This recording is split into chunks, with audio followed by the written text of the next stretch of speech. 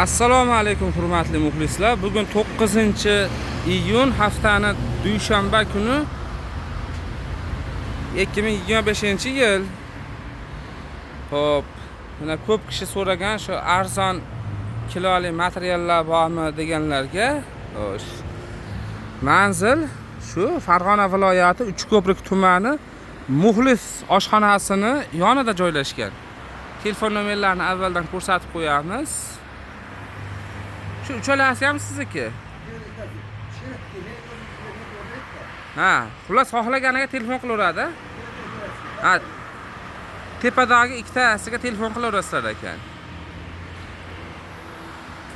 Nech pul deyapsiz aka endi bularni? 10 ming so'm kelishib beramiz kilosi. Kilosi 10 ming so'mdan. O'sha hammasini narxi bir xilmi?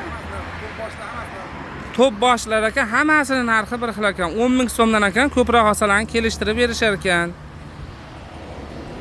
Bularda ichida har xilmi material? Supreme yana nimalar bor?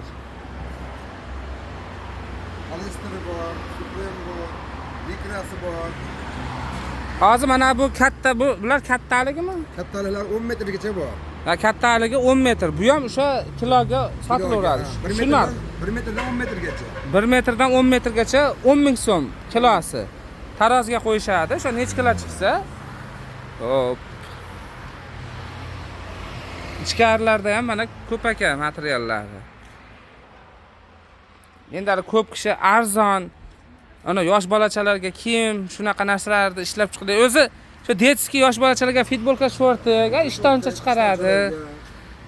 Ana yosh bolalarga taglik qilyapti bir xillar. Endi mana shulardan taglik qiladi-da ko'p kishi.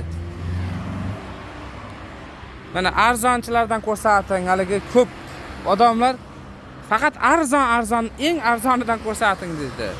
Kelasizlar, ko'rasizlar, ma'qul kelsa olasizlar. Telefon nomeriga ko'rsatildi. Yana bitta ko'rsatib qo'yamiz. Mana shu ko'rinib turgan telefon nomeri tepadagi ikkitasiga telefon qilaverasizlar ekan. Ha, 1960 boshqa ekan. Xullas mana Muxlis choyxonani ro'parasida. Bu joy ham o'sha Boboshbek bozoriga yaqin joy.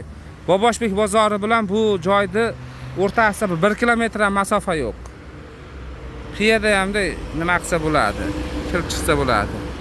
Har kuni ishlayapsiz. Har kuni ishlayapti ekan.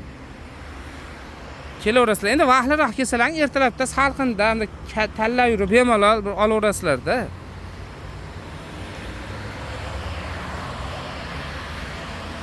Hop, yana shunaqa kommentariyalarga yozib qo'yinglar.